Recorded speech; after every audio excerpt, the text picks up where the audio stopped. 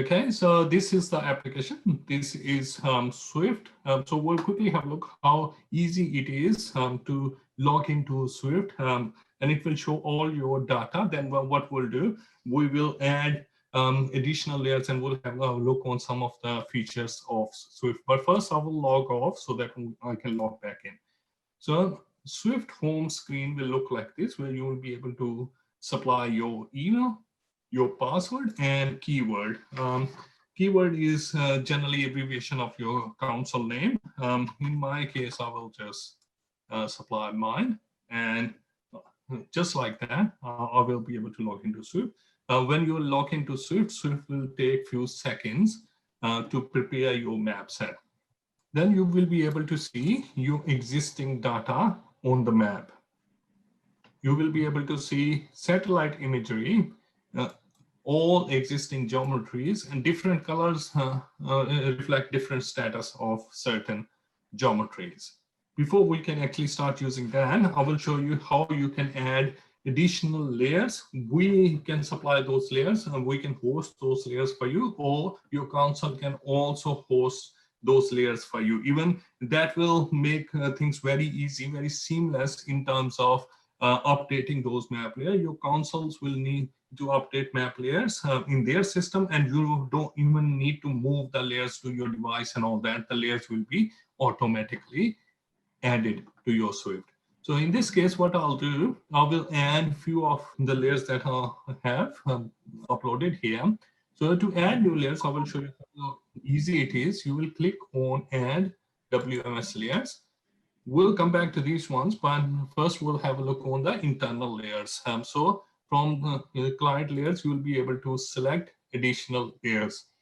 In this case, for example, I can select footpath, click Add, just like that. A new layer will be added to your map. So I'll go ahead and add all these layers. So we'll have a comprehensive map set.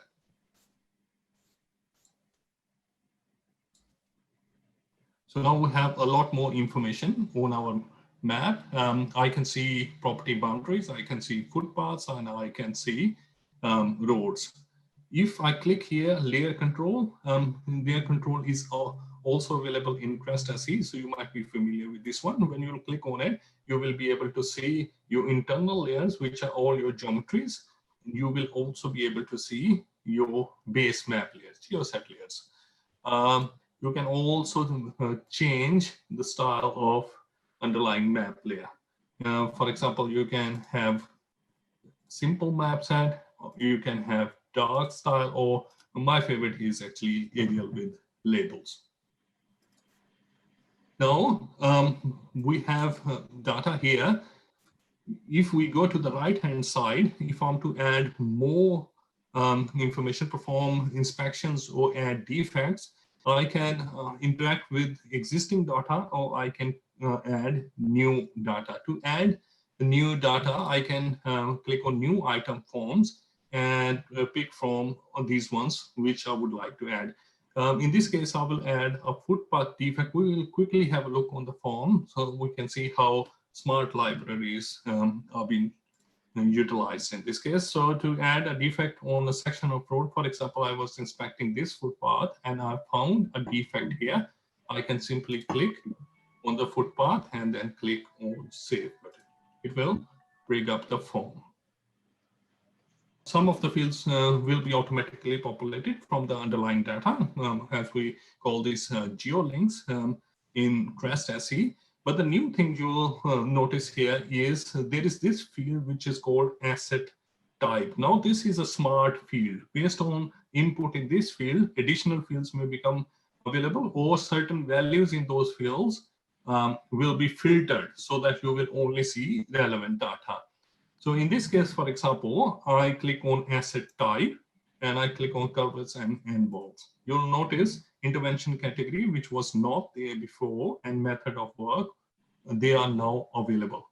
If I expand this library, I see values only related to curves and walls. If I change this to, let's say, deceased animals, then values will change in those library fields as well. This is a very powerful tool you can use in your existing forms, to update your existing forms, so that you won't need to see all those additional fields, or you will not to scroll through all those additional library items. You will select a value in a field, and the subsequent library field or related library field will only have values related to that field. Otherwise, I would have to scroll through all those additional library fields. Now, method of work will also be based on asset type. The rest of the values I will quickly fill in, and then we'll save this form. To capture photos, we can click on the Browse Photo field. You can also have additional document fields, but in this case, I will attach a photo, an existing photo from photos, whereas if you're using the phone, you can click on the photo field, and it will actually bring up the camera application on your mobile phone for you to capture the photo. In this case, I'm only attaching one photo. You can attach multiple photos.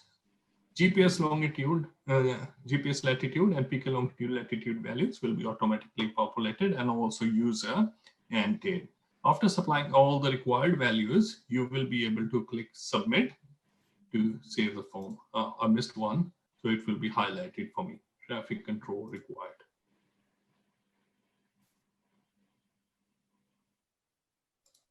When you click on Submit, if you have photos with your form, it might take a few more seconds. Forms will be saved, and the photos will be uploaded to the cloud. And just like that, you are able to save forms in your Swift. So you can add additional, like for example, in the case of biosecurity, I think there is a form like tree planting. Simply select the form and then click on the property. Think of it as an inspection. Click on the property and then click Save, and that form will come up. And with the biosecurity model, if you find infestation on the property, you also have to fill in infestation information as an activity form. To add an activity form, simply click on the activity button, and that will bring up the activity form. Now I won't save this, but I'll show you one additional form just quickly, which is non-spatial form, which doesn't require geometry on the map, but can come very handy. For example, in this case, if I click on safety audit form, I didn't need to click on the map because this is a non-spatial form, but you will be able to fill in the information and save the form just like this. So for example, you can have different sections, safety and protection, training and certification, workforce and supervisors, all these ones, environment, and then you will be able to click Submit to save the form. This is a non-spatial form, so it doesn't even require a geometry on the map. So if you have additional forms that you need to use, or if you have a spreadsheet and you don't even need to mark that spreadsheet on the map, you can use similar non-spatial forms as well. We'll quickly cancel this one. I'm trying to do this quickly because I have a lot to show, but very limited time. So if you have to find the properties on the map, and now you can use this feature to supply in the address to quickly find those properties on the map. In this case, for example, let me grab an address. So I should be able to quickly copy and paste rather than type. So you can supply the address, you'll get the suggestions. We'll click on it and it will quickly zoom to that location on the map. So finding properties using the address is now super easy. You can click here and find that address. So I'll quickly show you how to add additional layers from other sources. For example, in Victoria, we can get the data from Land Services Victoria, and in New South Wales, you can get the data from Spatial Services. To add data from additional services, let me quickly grab this one address. So to add data from external sources, you will click on Add WMS layers and click on new.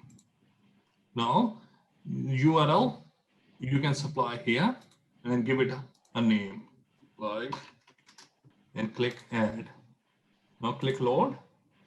You'll see that layer, click add. Just like that, you can add additional layers from external sources. So if we have a look, we have this additional layer from external sources. Just to show you quickly, if you click on this link, this is where you'll find all those links from Spatial News Server. But to show you what I have just added, let's zoom out and click on this one. See that aerial imagery, which is covering whole state. That is the layer that we just added from Spatial New South Wales. So if you don't have aerial imagery in your crest, you can still use aerial imagery from Spatial New South Wales services by adding it as an external source. So if we zoom in, we'll be able to see all that aerial imagery. It's gonna take a few seconds to load, and you just add it, and then next time you have a look, it will be there for you, like here. You can also enable and disable additional layers. If you need this URL, I can add this URL for you. So all the New South Wales Spatial services will be here. You can grab all these layers. You might want to put that through the chat a little bit later, Adnan. All right, no worries, I will do that.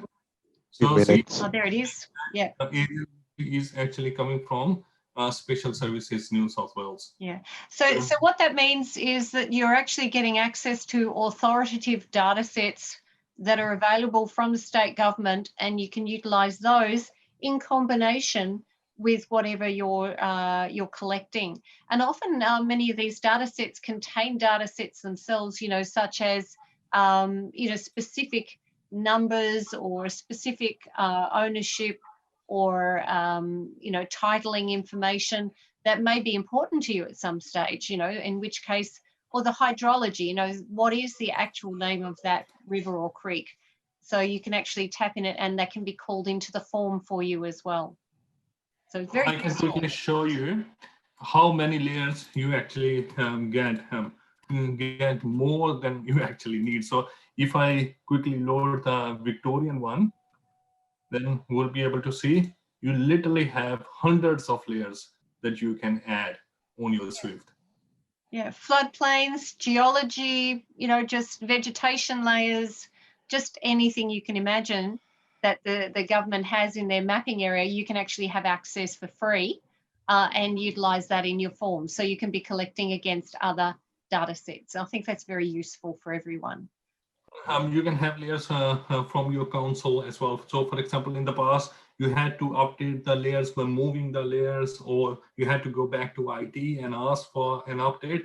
With this one, they can serve the layers and you can simply add them on your map. It will be easy as that. Excellent. Okay. I'll just quickly show you one more thing. I won't go through search and map, but schedule. You'll be able to see your schedule, and you'll be able to see all the activities that you need to perform. It will actually take you there as well. So for example, in this case, I have 4 jobs. So I have footpath treatment, seed road treatment, and seed road maintenance. I can click on that and find it on the map by clicking on this button. All right, so that's Swift.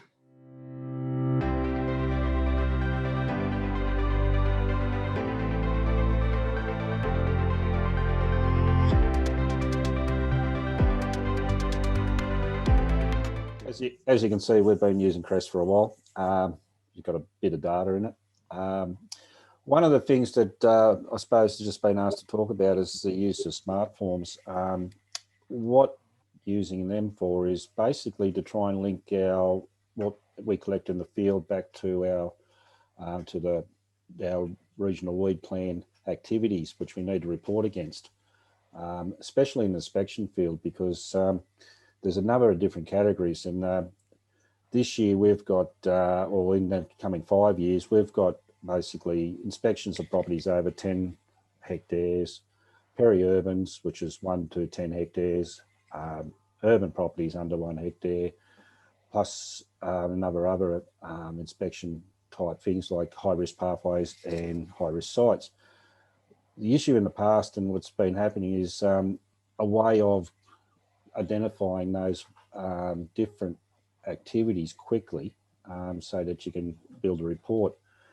So what we've done, I'll show you the form first. So if I select one, select anyone.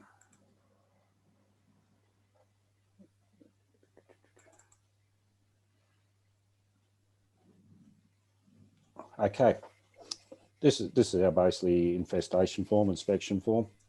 A lot of data there. What we've done over here, we've either got infestation details or nil infestation. So using the smart forms, and we'll go down to the bottom here, we've got the WAP activity. So these are the WAP activities that I was speaking about. So by selecting one of those, we've obviously got a link back to the strategy, outcome, the goals, and everything else to do with it. If we select that, then we can select a reason for what we're doing the activity. One thing this also helps with the BIS reporting, because there is a free field in BIS about a reason for activity. And what we found is that with the recent parthenium outbreaks that we've had around the state and within our area, we've been asked to do a lot of inspections of high-risk sites, but there was no way of actually saying that we have inspected these sites for parthenium when basically DPI asks us, well, you know, have you gone out and had a look at these sites for parthenium? Then you're supposed to upload it in the BIS so that they can have a record of it. But by doing this, we can either select and say, okay, we've done a parthenium inspection, and that goes into there and it's easy to search. But behind these forms is actually, it's collecting a lot of data. It's actually collecting what goal is against, what outcome is against, and all that sort of stuff that we may need in the future about recording for our RAP reporting. So I'll just cancel that out.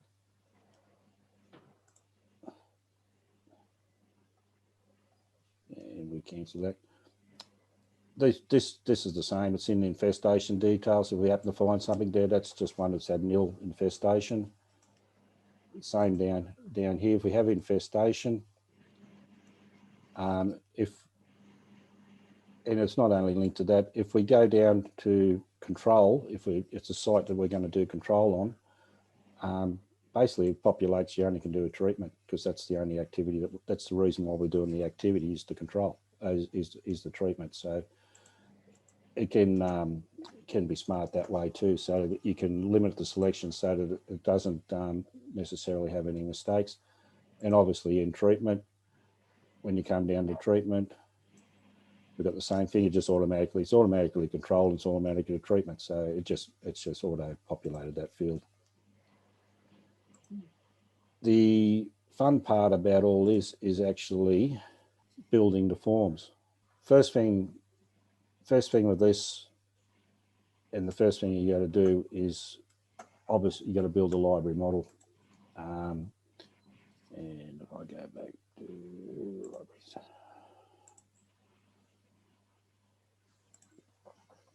So RAP activity, you need to build this first. This is the first step. Now, the activities, the one up there, the simple library, well, that's where you select that activity. These are all linked to libraries, so the biosecurity type, and then the activities and activities. So, yeah, it does take a little bit of work to do this, but once you've done it, it's not too bad, because once you've got into your libraries, this is what you build. So for the inspection one there, like I showed before, basically this is the things that are linked to inspections, to that inspection there. And the reason for biosecurity, well, that's linked to that library. So it's pick list. So you need to have a couple of pick lists back to it so you can select the different ones. These ones here just automatically populate into the back. And go back to libraries. Mouse is a bit sticky. So we've got one for all of those. Then the fun part too is another bit is actually getting them into your forms. What we've done is what you need is to be able to get these into your form. So only these two are actually in the mobile instance. So that's the only those two fields that we had before. But the rest of these are actually it's still picking up this data in behind, and it's not seen by the user, but it's all linked in, because once you select that and select that, then all these populate themselves. So they're not actually seen. So you can collect a lot of data without actually cluttering up your form and having a lot of fields there that are auto populating, but you don't really need to see. And if I go back to a custom report, and this is just a trial one just to show you what comes out of it. If actually, if we go to boost, okay, and this is just a test to see what it's collecting. So this is the data we've got after the 28th. I mean, we haven't had this set up for that long. I have changed it a couple of times from the main infestation form to the activity, so it's still not collecting in, but that's all the activities. So you can select these to come into any report that you got in custom reports, so that you get the information out about here's the activities. It's all about the numbers of properties that we've inspected for were over 10 hectares, some control works, high risk pathways. So yeah, you can collect that data a lot easier, and it helps with and hopefully, and this is the report. This is basically the report, and I'll just see what dates we've got. Okay. So this is the report that we pull out for our one of the reports I do for BIS. I do need to do a separate one for the nil infestation side of things, just to and add to it. But this one, when we're thinking, it's quite powerful to see, items and activities being placed together in its own table. It's quite an extraordinary piece of work there, Doug. Yeah, no, yeah, it's just, and I think I'll probably end up adding a few more different smart forms in there once we've had a bit of a more player in, and I think it can help a bit sort of in some of the in the treatment side. So when you select a herbicide and you maybe even select a weed, that we can self-populate the actual the rates that go with that, and it just saves a lot of it's a lot of mistakes, because sometimes when people put in text fields, they either put it in, especially on a tablet, that sometimes it's not, there's a lot of typo go in, and especially with the rates. And I mean, the rates are going to be fairly standard, so be able to have that self-populating into that form. So we've already got fields there for the weeds and that. It's just a matter of probably building the model, making the model a little bit, adding to the model to make it select, and then adjusting your form so that it does collect that. And hello, we've done it. So as you see, we've got the reason for activity and the activity reason, the reason. So this is basically a BIS report. So it's it's already selected all that stuff out. That, and there might be a couple missing because of the dates and when we change things over, but generally, you know, it helps get that just self-populating, so you get less and less mistakes. And then over the end here, it's also got the column, which is just a repeat, which I'll need to tidy up.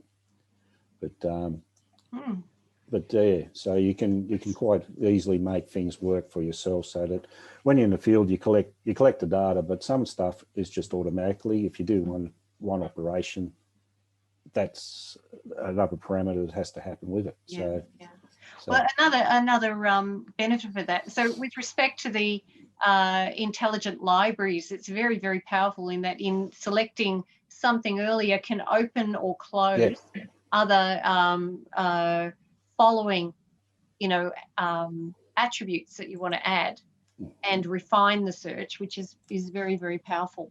Yeah. It helps shortening some of the library selections, because some of the libraries, they have like 20, 25, 30 selections.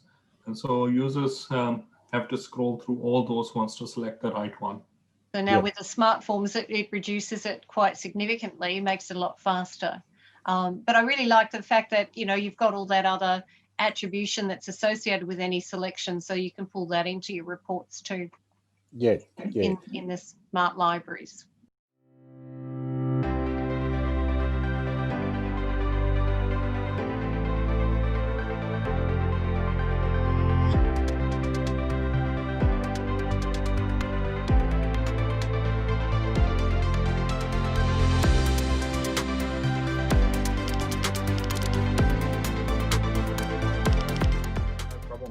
All right, so I guess over the previous year, we did get through a fair bit of backlog that people have been asking for, like certain features and various things. In this current year, we're focusing on starting to build in kind of like a Summit version 2, which we're calling Swift Admin. In the initial stages of that, we're going to be working on more of the user management components within Summit as a whole, and Swift Admin will be the next area that we open up for that for our users to try and edit a lot of their user management policies and rules, roles, privileges, those sorts of things, including data protection groups.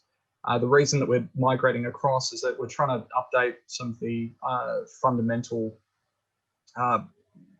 the platform in which we program on, so that we can develop more features quicker. In doing so, we're upgrading from, say, an older language into a newer language, which is .NET, C#, and using a different framework called MVC. So that's one of the main areas that we're focusing on at the moment, and at the same time we're working on improving CREST synchronization as well. So as you can see in that top left-hand corner, so improved sync would be more about creating auto sync rules within CREST. So when somebody's offline, if you set up this rule, if somebody just comes into contact with the network again, say you're on 4G, it'll do an auto synchronization for you. This is dependent on the rules that any organization might set. So instead of somebody having to manually click each time, a user can forget to update regularly. And we want to do this as kind of like a security for various users to not have a expired subscription to the sync policy, because if you don't sync every 30 days, you might have an issue with trying to sync after that. So we're trying to avoid that by allowing for auto sync. Other areas that we're working on is multi-file upload. Multi-file uploader. So if you have an area where you want to upload 1 or 2 files, or even 3 or 4 within a singular field, we're setting that up at the moment. So another one would be our selections. So if you want to have multi-selection, so instead of having just you've got one select field, we select one value. This would be, okay, well, instead of having multiple checkboxes, you've got 5 fields within the singular area. Conditional smart forms is another one. So trying to create, so if somebody makes a selection, other areas of the form will start opening up or disappearing depending on what type of form it is that we've set up. So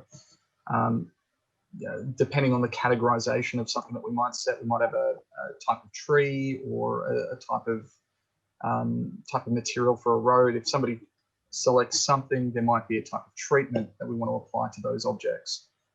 So you might have a different treatment form for your item depending on the category of that item.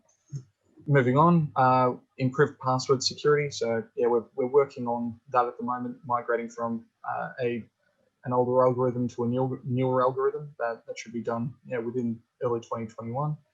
Auto configuration tool. So one of the areas we're working on is a CREST sign-in.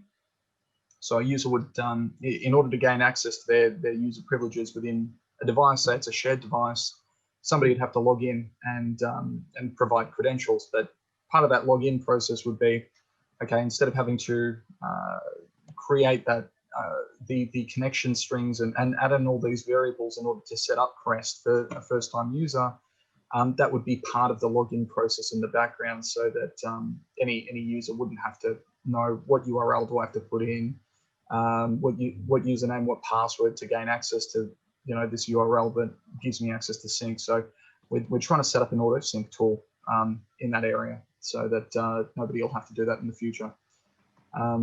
Within that area as well, we're working on some more address lookup logic on how we would work that into Swift. So that's more of a Swift item.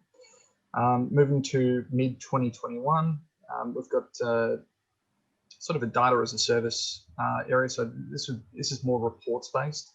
So we're trying to work on how we're going to advance our reporting, and that leads into the contract reporting as well. So those two are fairly tied together. And we've also got photo, document, and attachment storage. We're just updating some things in there that I'll allow for people to upload and download different items. So that relates to the previous multi-file uploader. It's just advancing the logic on that part. One of the more exciting features that I'm pretty excited about is the deep learning smart forms. So what that means is that if somebody's out in the field and we've got, let's say, 1,000 examples of a particular type of item that somebody continuously goes to see, or a particular type of activity that somebody continues to go to see, if we've got some examples that we can use imagery on, somebody might take a photo and that'll autofill your form. I'm excited about that one, particularly because it's about creating a little bit of AI in the back end that allows users to just move through their forms and their activities quicker. Moving on from there, working on some better search capabilities. So using the item materials or the activity materials, the fields themselves to be able to be searchable. So if you forget a particular, you forget which particular geometry it is that you're looking for, but you have a particular string that you remember. So say it could be, let's say it could be an address, a street name, or even an inspection that you might have done the previous day where you spoke to a particular person. You might say, okay, I want this particular field on this activity, and I want to search that. It's just giving, expanding out the search capabilities in Swift and also CREST. So we're also working on dashboards still. We had a bit of a setback last year when working on the reporting. The base of the reporting elements to be able to lead into the dashboards is there. The issues we had was just getting that reporting feature mainly finished to make it easy for people to do sort of advanced queries on different types of forms. And so say you might have a particular type of activity. We want to get to the point where we can have almost like advanced SQL types of queries, similar to how we do it in Summit. So that's one thing that we're working on in Swift, and the dashboards would leverage those reports in order to generate anything that you might need on a need-to-know basis. So improved schedule activities. So we've gotten feedback from some of our customers that you know, scheduling a particular activity might need some extra features. Won't go into the detail on that one, but yeah, there's elements there that we're working on to try and improve that process.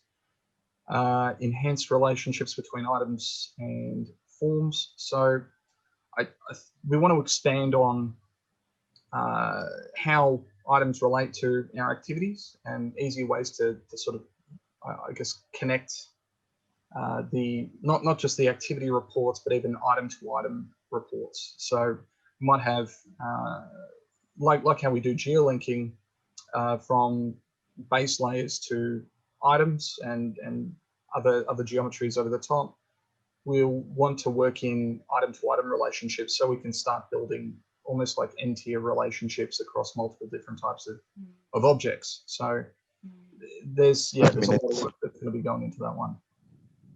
We're also going to be working on 4D CAM version 2. So that'll be coming mid 2021. Since we've started working with a Universal Windows platform, and it makes development for these types of things a lot quicker than what we previously built 4D CAM on. So, and late 2021, we've got this admin uploader, so we want to allow our users to be able to upload their own data. It would probably start off with being a CSV uploader to start off with, but we could move into uploading shape files and things like that to be able to create your item schema, as well as just fill out the items with various types of data. So there's a lot of work to be done on that one, but yeah, it's in the pipeline to start working on. Map legends, that's another part that we want to work on within Swift and Crest. So yeah, keep an eye out for that one. Enhanced user permissions. That one is, oh yes. So we want to expand out into trying to segment out the users into not just the data protection groups, but even subgroups of those. So we do have contractors and field users and managers, admins, etc. But we also want to add in the idea of teams. So you might have particular teams that have access to a certain type of geometry or a certain type of item. You would want to also have the ability to segment out what a particular team might want to have access to or have access to. For instance, you've got a certain group of contractors in one particular region and another group of contractors in another region, all collecting, let's say, tree data. You don't want these two teams to see each other's data that they're collecting. It might be very specific to how they collect their information, or there might just be some certain rules that you don't want. So there could be other ones where you're working with another council and you've got a particular region. This could go into multi-levels of things. So you've got protection around the data itself between various teams on the same types of items. That's the main goal for that particular piece. And then there's another address lookup feature that we're trying to look at as well within that late 2021 area. Other things that aren't on this roadmap are we're working on some computer vision systems in the background. So at the moment, I'm working on a quad bike with some cameras attached to be able to do automatic data collection. So that's one project outside of this particular roadmap, mainly because it's not necessarily to do with Iconyx. 2 minutes. Yeah, and one other project that we're working on is still the mobile app. So in that far right corner, we've got next generation, including dedicated mobile application. That mobile application we've got is called RMap, and RMap it'll be an Android application. The part of the reason why it's probably taken us a little longer is because the database schema types are completely different between our current system, which is Summit and Swift, and what they leverage, which is Microsoft SQL Server, and then migrating that over to the Android specific database, which is SQLite. So we're trying to manage the synchronization engine and make sure customers are pretty happy with the speed of that synchronization. because we have to do a different version of sync compared to what people are used to with Crest, which is the merge synchronization. So yeah, that's our roadmap for the next year. Probably a bit of a mouthful, but yeah, if you've got any questions or you've got any feature requests, we do have an area for a lot of our customers to put in feature requests. If you have anything specific that's top of mind, a feature that you need yesterday, let us know, and yeah, we'll do our best to work it into the current roadmap or even into the following sprint if it's super urgent. So yeah, yeah, happy to take any questions. I guess, yeah, during the Q&A.